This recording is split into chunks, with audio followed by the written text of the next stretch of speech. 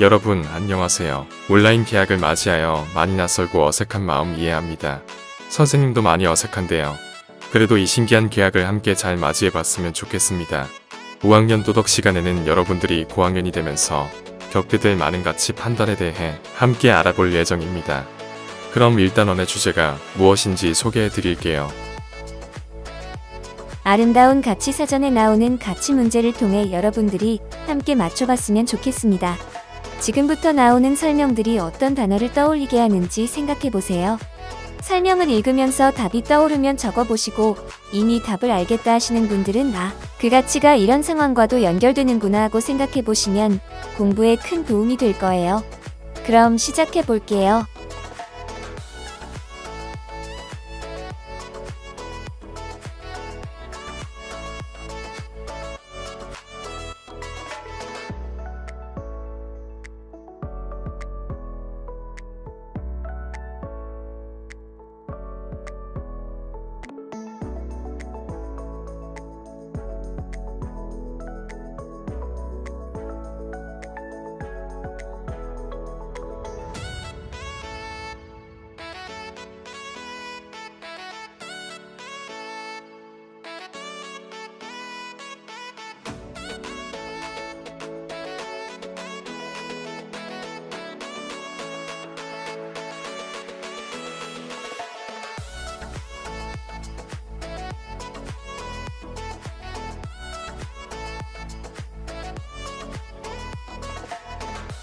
정답은 바로 여러분이 예상한 바와 같이 정직입니다.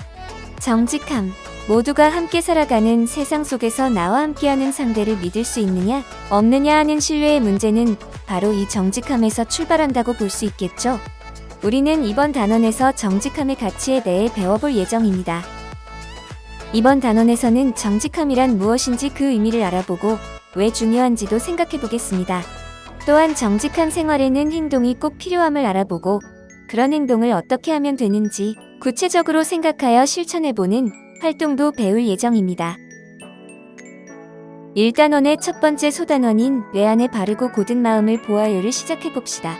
이번 소단원에서는 정직의 의미와 중요성에 대해 알아보겠습니다. 교과서 8쪽의 생활 속 이야기를 한번 펴봅시다. 여기 사진에 나오신 분이 누구신지 모두 잘 알고 있죠? 일제강점기에 우리나라를 빼앗기 위해 온갖 나쁜 짓을 하던 이토 히로부미를 하얼빈역에서 쓰러뜨린 안중근 의사입니다. 이분의 어릴 적 이야기를 한번 읽어보시기 바랍니다. 안중근 의사의 어릴 적 이야기. 어떻게 들으셨나요? 같은 상황에서 나라면 어떻게 했을까요?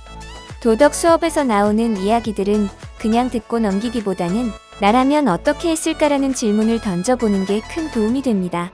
이제 교과서 9쪽의 생각 톡을 함께 봅시다. 내가 생각하는 정직함이란 무엇인지 써보세요. 이번에는 생활 속 정직한 행동을 찾아보도록 합시다. 교과서에서는 정직의 의미를 크게 두 가지로 나눕니다. 먼저 자기 자신에 대한 정직함이 있고 다음으로 다른 사람에 대한 정직함이 있습니다. 자기 자신에 대한 정직이란 무엇을 의미할까요? 선생님은 자신과의 약속을 지키는 것을 의미하는 게 아닐까 싶습니다. 스스로 세운 결심을 지키기 위해 노력하고 남이 보지 않는 위치에서도 눈속임 없이 맡은 바를 열심히 하여 나 자신에게 스스로 떳떳한 것. 여러분의 생활 속에서 자신에 대한 정직함을 지켰거나 못 지켰던 경험을 한번 떠올려 보세요. 두 번째는 다른 사람에 대한 정직입니다. 이 개념은 조금 더 쉬울 것 같네요. 다른 사람에게 거짓말을 하지 않는 것을 의미하는 것 같네요. 양치기 소년의 이야기처럼 사소한 거짓이 쌓이고 쌓이면 신뢰를 돌이킬 수 없습니다. 또한 한 번 시작한 거짓말은 끝도 없이 불어나서 결국엔 감당하기 힘든 상황에 놓이기도 하죠. 그럼 위에 두 가지 정직함을 위해 내가 생활 속에서 할 수 있는 정직한 행동이 무엇이 있을까요? 서로 발표를 나눠보면 좋겠지만 지금은 자기 생활 속에서 할 수 있는 일들을 떠올려 보시기 바랍니다. 교과서의 빈 공간에 몇 가지를 써보면 더 좋을 것 같네요.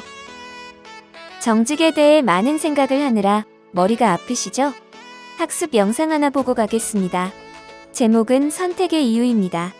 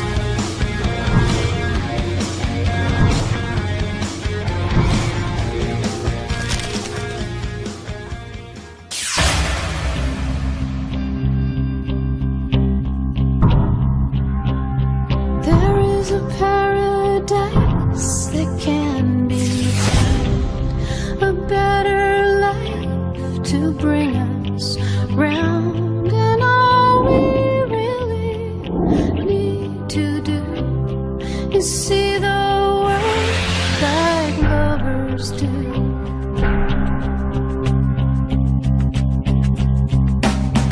I wanna take it easy, take it slow, to catch a fire and let it go. I wanna give myself to you so we can live like lovers do. Like lovers do. I wanna feel that way. Yeah, like lovers do. They lose themselves for days. Yeah, I need to feel that way.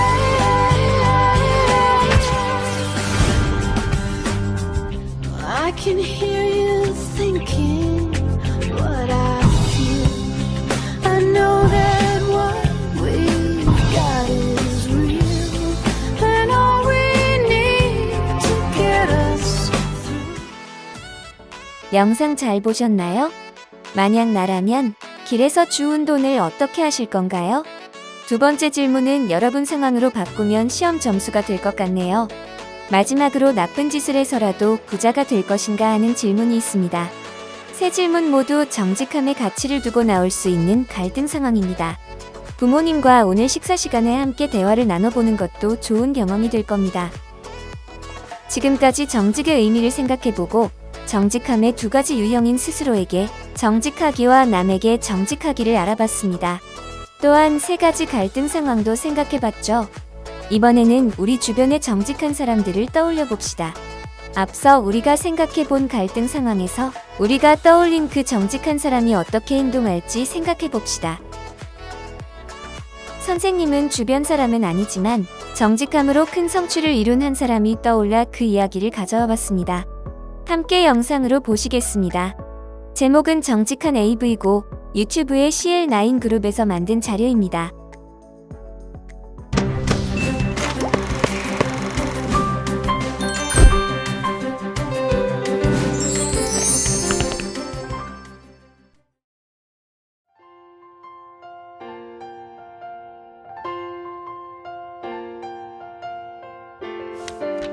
에이브는 가난한 농부의 아들로 태어났어요. 엄마는 에이브가 9살 때 돌아가셔서 아이는 아버지의 농사일을 도우며 지냈어요. 형편이 어려워서 학교도 제대로 다니지 못했죠. 그저 틈날 때마다 엄마가 남겨주신 성경책을 읽으며 정직하고 성실하게 살라는 말씀을 되새겼어요. 22살이 된 에이브는 여러 곳을 다니며 장사를 했어요. 그러던 어느 날 노예시장을 지나가다가 쇠사슬에 묶인 흑인 노예들이 물건처럼 사고 팔리는 걸 보게 됐어요. 에이브는 큰 충격을 받았어요. 하지만 그 당시에는 흑인을 노예라고만 생각했기 때문에 어느 누구도 이 일에 대해 나무라지 않았어요. 에이브는 언젠가 꼭 흑인들을 사람답게 살도록 해주겠다고 굳게 다짐했어요. 얼마 뒤 에이브는 한 상점에서 일하게 되었어요. 하루는 그날 판 물건과 수입을 정리하는데 물건값보다 6센트가 더 남았어요. 장부를 살펴보니 앤디 할머니께 물건값을 더 받은 거였어요. 에이브는 그 밤에 할머니 댁으로 달려가 돈을 돌려드리고 사과했어요. 어느 날은 저울 눈금이 고장나서 홍차를 덜 준 일이 있었는데 그때도 에이브는 일일이 손님을 찾아가 사과했어요.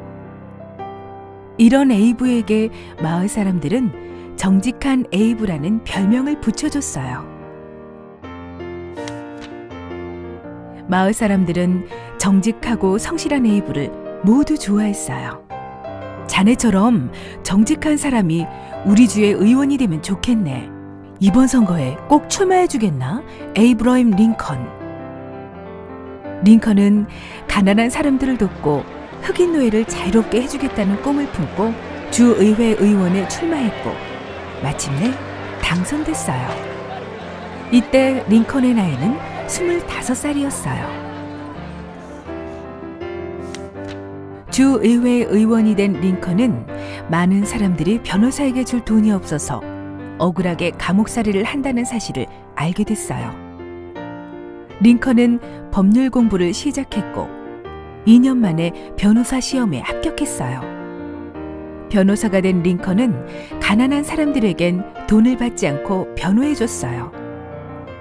사람들은 링컨에게 고마워했고 그를 더욱 신뢰하게 됐어요. 38살이 된 링컨은 미국을 대표하는 연방의회 의원이 되었어요. 그 당시 미국은 노예 문제로 남부와 북부가 팽팽히 맞서고 있었어요. 농장이 많은 남부에서는 흑인 노예를 당연한 것으로 생각했고 농장이 거의 없는 북부에서는 노예를 해방해야 한다고 생각했죠. 하지만 결론은 쉽게 나지 않았고 노예들은 여전히 고통받고 있었어요. 10년 뒤 링컨은 상원 의원 선거에 출마했어요. 그는 계속해서 노예제를 반대했죠. 흑인과 백인은 평등합니다. 흑인도 사람답게 살 권리가 있습니다. 링컨과 맞붙은 상대 더글러스는 노예제를 찬성했어요. 흑인은 백인이 사고 파는 재산일 뿐입니다. 노예제를 없애는 것은 백인의 재산을 빼앗는 일입니다. 선거는 누구의 승리로 끝났을까요? 더글러스의 승리였어요. 하지만 노예제를 반대한 링컨의 연설은 큰 박수를 받았고 그를 지지하는 사람들은 점점 더 늘어났어요. 2년 뒤 대통령 선거가 열렸어요. 링컨은 대통령 후보로 나섰죠. 그는 대통령이 되어서 국민들을 설득하고 싶었어요. 노예제도를 없애려면 국민들의 동의가 필요하니까요. 그리고 마침내 1860년 11월 6일 링컨은 미국의 16대 대통령으로 당선됐어요. 하지만 미국은 남과 북으로 갈라지고 있었어요. 북부 사람들은 링컨을 좋아했지만 남부 사람들은 자기들끼리 남부 연합국을 세우고 다른 대통령까지 뽑았어요. 링컨은 마음이 무거웠지만 대통령 취임 연설에서 남부와 북부가 서로 화합하자고 말했어요. 우리는 적이 아닙니다. 남부와 북부가 서로 싸우지 말고 함께 손잡고 나아갑시다.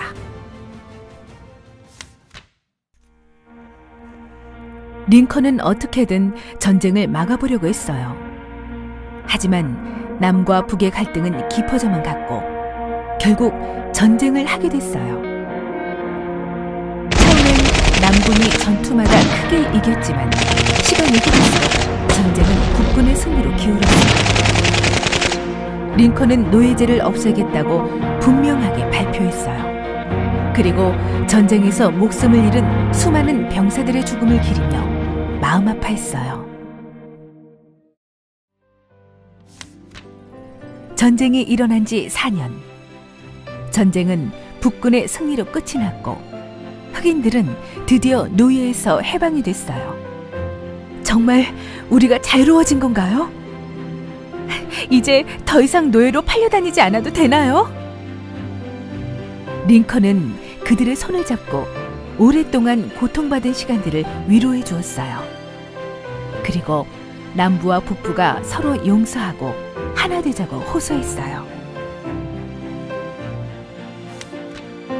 그런데 전쟁이 끝난 지 엿새째 되던 날, 링컨 대통령은 노예제도를 찬성하던 남부의 한 청년에게 총을 맞았어요. 그리고 다음 날 영원히 눈을 감고 말았어요. 그의 죽음에 수많은 흑인들은 물론 전 세계 사람들이 슬퍼하며 존경을 표했어요. 그는 억압받는 흑인 노예를 해방하고 민주주의를 발전시킨 멋진 대통령이었어요. 국민에 의한, 국민을 위한 정부는 영원히 사라지지 않을 것입니다.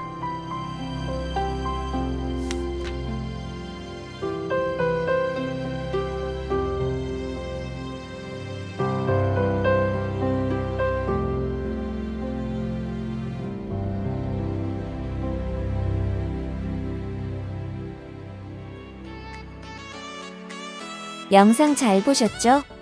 생활 속 별것 아닌 것 같았던 정직함이 쌓여 결국 그 사람의 커다란 신뢰를 만들고 그 신뢰가 결국 어마어마한 성취를 이뤄냈습니다.